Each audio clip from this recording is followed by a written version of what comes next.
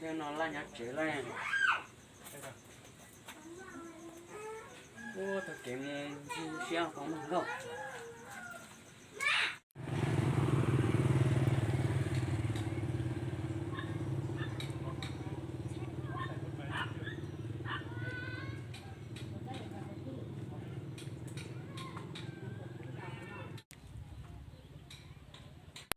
ô lần có chế về sao xin nên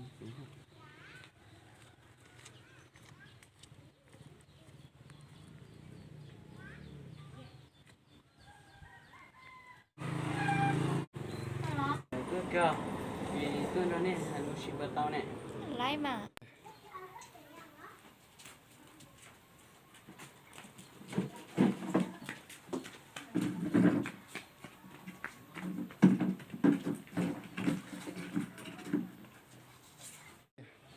nè bê huli cha nha ya sần hula chi nè luôn bê máy sẵn hoa vàng cơ mà quê bê huli cho nó nho sần hula liền nó rong cơ mà cho con cho nó rong cơ mà lại nè mà tao mất hình rau nè ê chị tao mà với cả chị bé này đi với gì cả cái mà em đã chị sao ra bé nè chị đang rồi em đã sao ra bé chị bé tôi ta đi nên đi bé nè chị du lừa thảo cái túi đất không còn lái này lấy à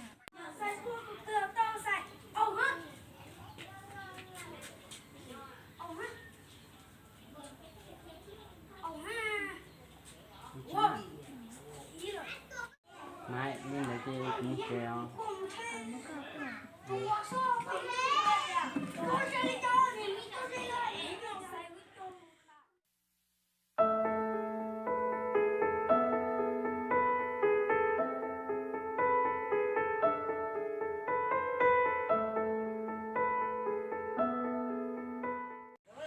ô thái nó ngon rong nó chị bây giờ xe bây giờ bỏ cảnh ra dùng sai dùng không có xe nó tổ không có nhắc chế xe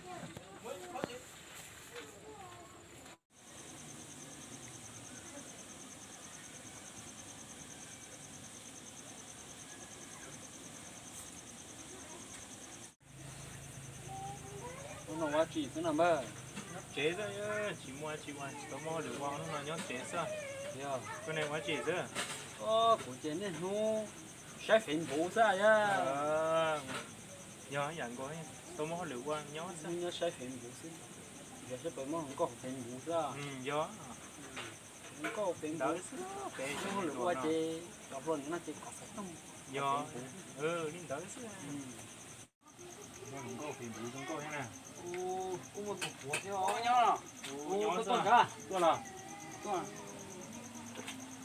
tôi có nó chim mặt thải nhá ôi bà chuyện trả lung rau luôn à ô thái thông ngôi phố về lấy rau bé tại vì tôi giờ này nó cũng sai để nó cũng nhẹ nó mà nhỏ chỉ mù nữa đây rồi chắc là do cái thằng có phát sinh tình bố na nó có cơ của xã đây nhà nếu nó sai nhẹ chị đi xe rồi nên chị cũng cho nó có ba lấy cơ mà ba giờ nếu chúa chị hết chị nếu nhỏ của nhỏ hết chị bài bên sau từng có hết nếu có bán được của nhà bây giờ bài thế nó nhớ chế rồi ạ cũng nhỏ cái nó sai tình bố chứ bây giờ bài đấy nhà bài nếu con thấy tổ con cũng này cũng chưa nữa rồi ba con đây ba chứ đi bắt qua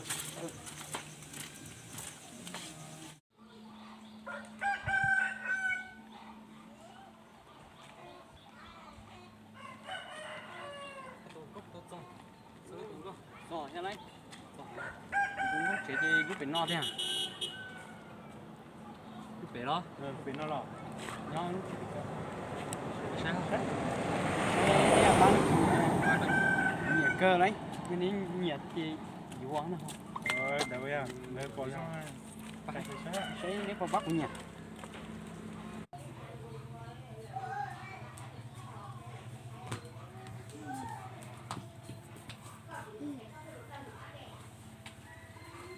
chỉ nhỏ quá bỏ ra mà tiêu nhau chế xưa á chỉ phú không bao nhiêu chế rồi này nhét chế không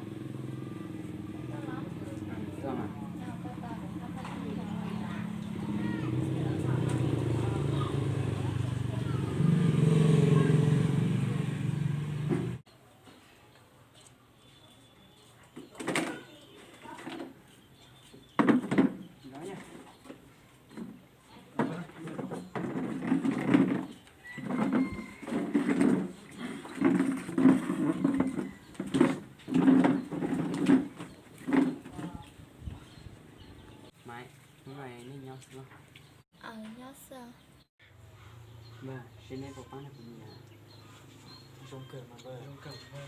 Nên đập một tàu mà chỉ tàu cờ. nhờ mấy đồng nhẹ thì xài là đi xe thì cứ cho nó Trong cờ mà trong cờ. Trong cờ. Trong cờ. mà em có những chuyện chị chào là tay tế tà mình là các chị muốn em cũng chỉ tay mà thì tôi sẽ cho nó sẽ bé thật cao ở bên này không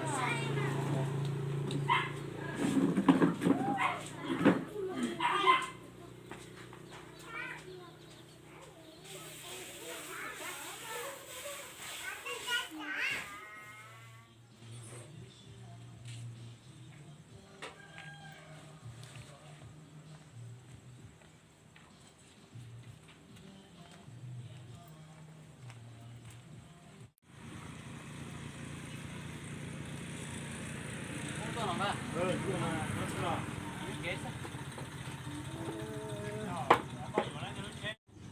Mà chỉ xin à. ôi chỉ có một chi là nên không còn này có to hơn quá Ý dạng có sơ bây giờ nó chỉ chủ yếu có sập tung sơ. của chị cũng ở đây tôi thôi Đấy mà. Tí thế có ca cơ thế.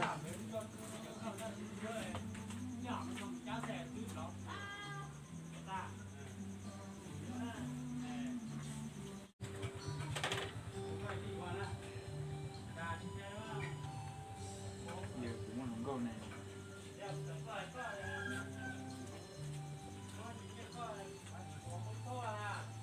Nhiều tù với đúng câu sợ.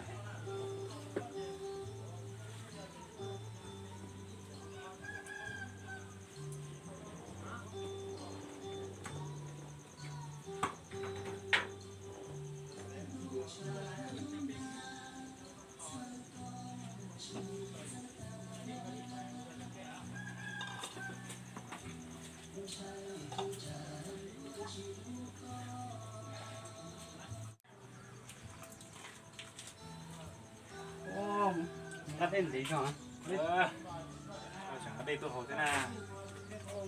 cắt em đấy rồi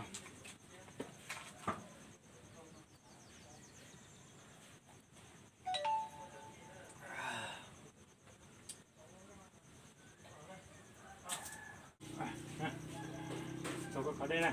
chơi cha đi Nhắn để nằm thấy qua đây nhắn để cái gì cũng chế này. các bạn nhắc cho à Bài thế tổ chỉ có chỉ nó có sẽ của bị chế theo. rồi bài hết rồi Nhớ đây. ta đó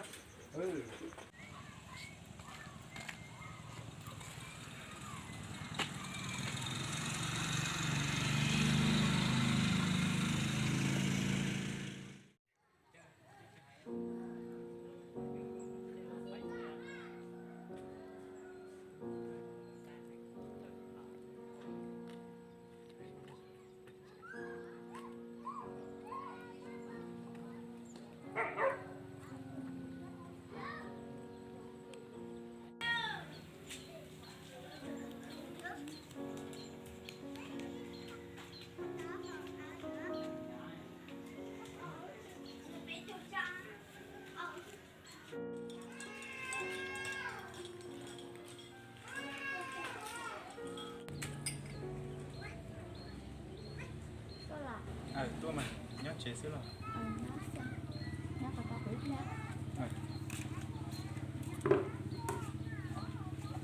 nhớ con trâu tao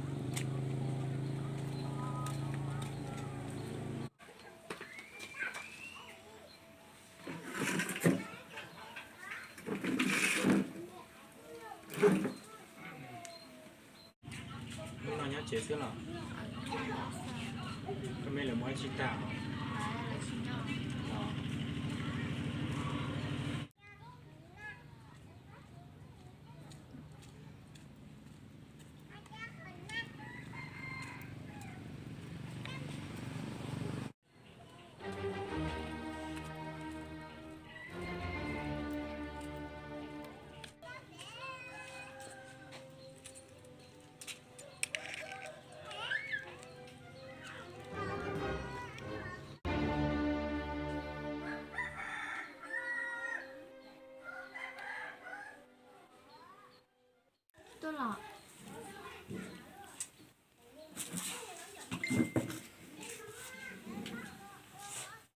Tôi thấy không?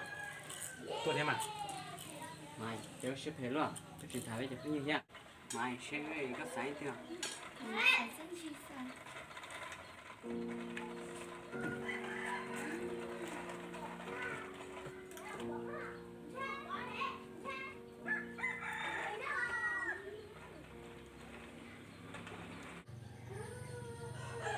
我买对不起了吧？你也知道的。là cho nó đi chơi cùng chế nè.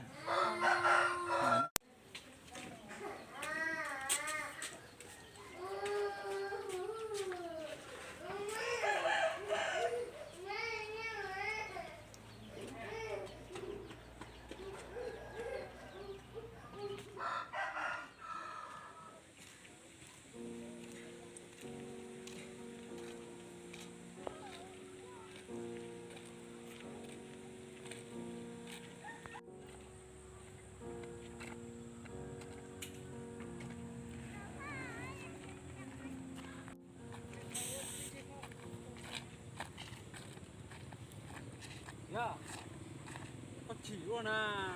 Ô, Tôi tính như xe chỉ có khe được cũ rồi ba. nhưng xe đâu vậy? Tôi xe. Bây giờ bây giờ nó bây giờ chỉ chẳng thả con hứng gạo thôi. Tôi tính chỉ thả con câu là. À, chỉ cho Ôi. Cái này bây giờ thả con câu nó là sao sai chả không có trứng mà không thả được câu bay. chỉ cho. Không đó có thôi chỉ thế. Ôi trời.